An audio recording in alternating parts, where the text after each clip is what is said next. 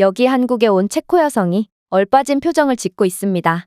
그녀는 한국인들의 하나 같은 행동을 보고 지금 몰래카메라 하는 거 아니냐며 황당하다는 반응을 보이고 있는데요. 그렇다면 그녀가 한국에서 대체 무슨 장면을 목격한 것인지 자세한 내용 살펴보도록 하겠습니다. 체코 여성의 사연입니다. 안녕하세요. 저는 체코 프라하 출신의 안드리아라고 합니다. 현재 저는 한국으로 파견을 와서 일하는 중이고 이곳에서의 경험은 제가 그동안 우물안 개구리였음을 인지하게 만들어줬을 정도로 정말 충격적인 날들의 연속이죠. 사실 저는 평생을 체코 안에서만 살았고 그 외에 다른 선택지는 생각해 볼 수도 없었습니다. 그 이유는 저는 태어날 때부터 근육이 이상하리만큼 적었고 그래서 힘이 없어서 남들과는 다른 인생을 살아야 했거든요. 가방을 짊어질 힘도 없어서 학창시절에는 늘 가방 대신 작은 캐리어를 들고 다닐 정도였죠. 부모님은 두 분 다 무척이나 바쁘셔서 도움을 받지 못하는 상황이었지만 저는 장애를 핑계로 쉽게 포기하고 싶지는 않았기에 학교도 열심히 다니고 공부에도 최선을 다했습니다. 결국 저는 체코에서 알아주는 좋은 대학교에 입학할 수 있었고 대학교를 우수한 성적으로 졸업한 후에는 꽤 유명한 식품회사에 들어갈 수 있었습니다. 회사에 들어가서도 저는 늘 거대한 여행용 캐리어에 수많은 서류들을 챙겨다니며 열심히 일했는데요. 그 결과 장애를 극복하고 모두에게 인정받을 수 있었죠. 그리고 최근에는 제게 좋은 기회가 찾아오게 되었는데요. 그건 바로 한국으로의 파견이었습니다. 이건 더 넓은 세상을 경험해볼 좋은 기회였어요. 그래서 부모님을 비롯한 많은 사람들의 만류에도 한국행을 감행하고 맙니다. 장애가 제 꿈을 막는 건 죽기보다 싫었거든요. 그렇게 오게 된 한국에서 저는 그 즉시 경악을 금치 못했는데요. 왜냐하면 한국 공항에서는 무거운 수화물을 로봇이 대신 옮겨주고 있었거든요. 체코에서는 이와 비슷한 기계 자체가 없기에 저는 처음에 이 로봇이 그저 장식용 조형물이라고 생각했어요. 그저 신기해서 구경하다 보니 이 로봇이 수화물을 대신 옮겨주는 기계라는 것을 인지할 수 있었죠. 덕분에 저는 정말 편하게 인천공항에서 빠져나올 수 있었고 체코와는 수준이 다른 한국의 기술 수준을 보니 뭔가 식견이 넓어지는 느낌마저 들었습니다. 그렇게 저는 한국 회사 측에서 배려해준 숙소로 향했어요. 그런데 숙소로 향하면서 뭔가 이상한 느낌이 들더군요.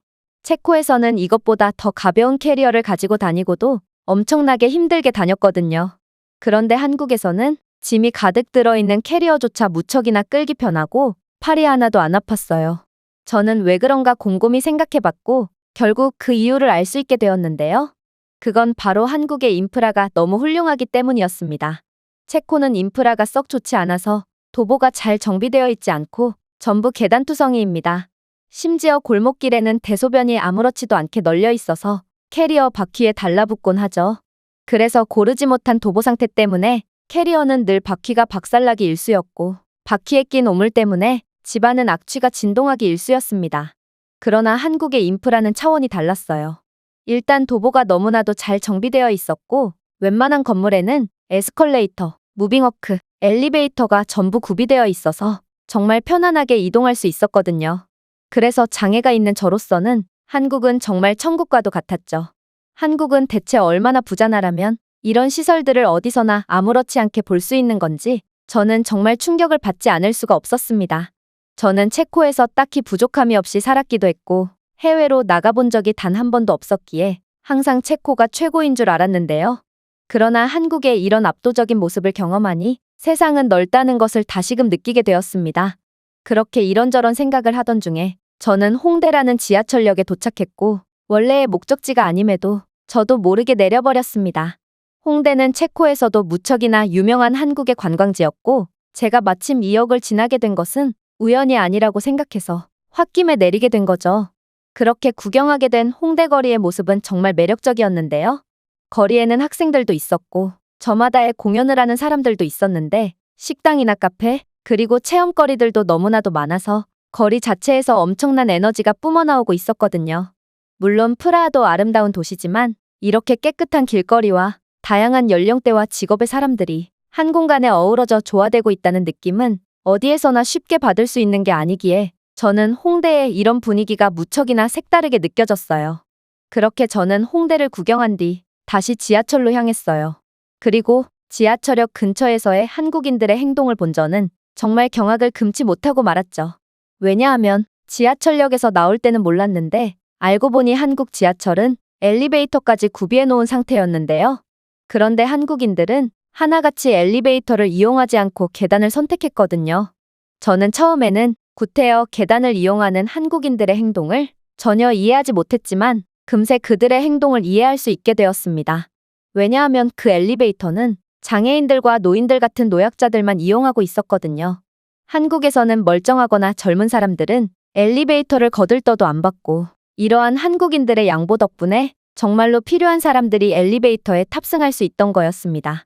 이건 정말 놀라운 장면이었습니다. 사실 체코나 다른 유럽 국가들에서는 양보나 배려의 개념이 거의 없거든요. 그저 나 자신이 편한 것이 최우선이므로 노인이나 장애인을 보더라도 아무런 죄의식 없이 먼저 엘리베이터 자리를 선점할 것이 뻔합니다. 하지만 어떻게 한국인들은 생전 처음 보는 나무리에 기꺼이 불편함을 감수하는 걸까요? 저는 한국의 엄청난 인프라와 더불어 남을 위해 기꺼이 희생하는 한국인들의 선진적인 시민의식에도 감탄할 수밖에 없었습니다. 그렇게 저는 한국인들의 사소한 행동만 보고도 이 나라가 인류의 선진국임을 알아챘고 한국에 대한 관심도가 높아지니 한국의 선진적인 모습이 더욱 눈에 들어오기 시작했어요. 한국 대중교통은 제도적으로도 임산부 배려석이나 노약자석 같은 좌석을 구비해놓고 있었으며 일반석에 앉은 사람들도 노약자에게 기꺼이 자리를 양보해주고 있더라고요. 이건 서로 자리에 앉으려고 혈안이 들어있는 프라하의 지하철과는 전혀 다른 모습이었습니다.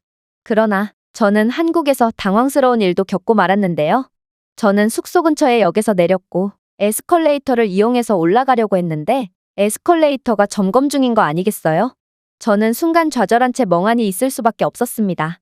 물론 엘리베이터라는 선택지가 하나 더 존재하긴 합니다. 그러나 한국의 지하철 엘리베이터는 저보다도 약한 사람들이 이용하기에 저는 한국인들을 존중하는 마음에서 엘리베이터만큼은 이용하고 싶지 않았거든요. 그때 어떤 한국인 남성이 혼란을 틈타 말도 없이 제 캐리어를 낚아채가는 거 아니겠어요? 저는 너무나도 놀라서 그 자리에서 굳어버리고 말았습니다.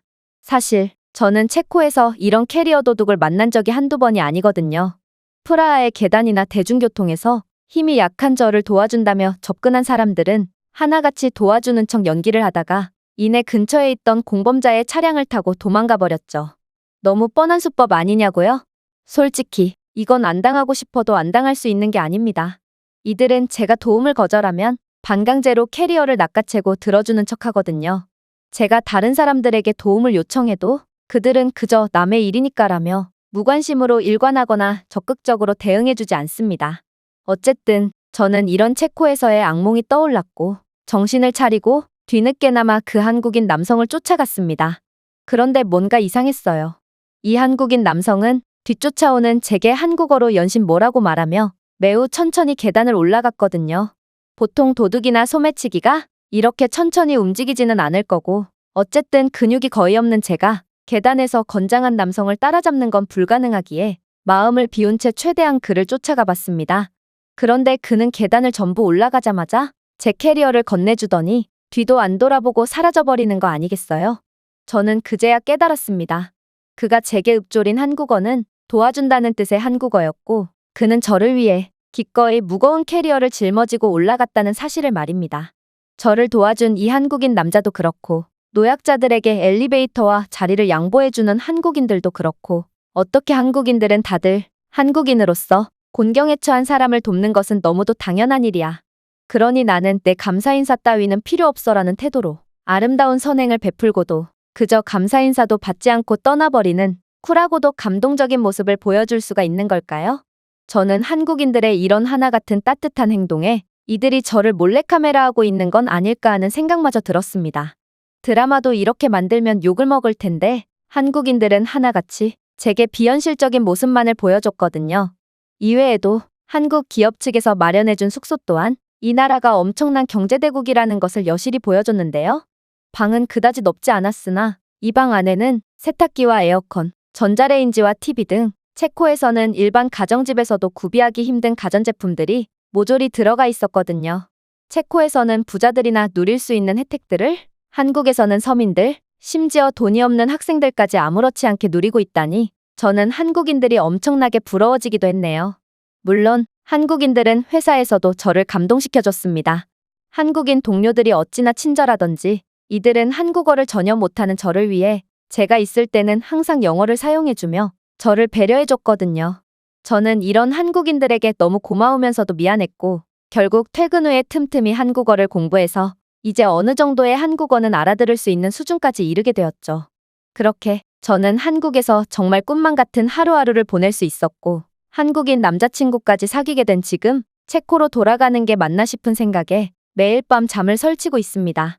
사람들의 따뜻한 마음씨와 경제 수준, 인프라 등 모든 게 세계적인 수준의 한국을 경험해 본 저는 이제는 체코로 돌아가면 도저히 적응을 할 수 없을 것 같거든요. 조금 알아보니 저는 체코에서 꽤나 알아주는 직장에 재직 중이지만 한국에서는 아르바이트만 해도 제가 체코에서 버는 돈보다 많은 돈을 벌 수 있더군요. 저는 머리로는 체코로 돌아가야겠다는 생각을 하지만 마음만은 자꾸 한국을 외치며 잠을 못 이루고 있는 중입니다. 이 외국인의 글은 여기까지입니다. 한국인들의 배려에 감동을 받은 체코 여성의 사연이었습니다. 제가 준비해온 내용은 여기까지입니다. 끝까지 시청해주셔서 진심으로 감사드리며 여러분들의 구독과 좋아요, 알림 설정은 영상 제작에 큰 힘이 됩니다. 이상 세모튜브였습니다.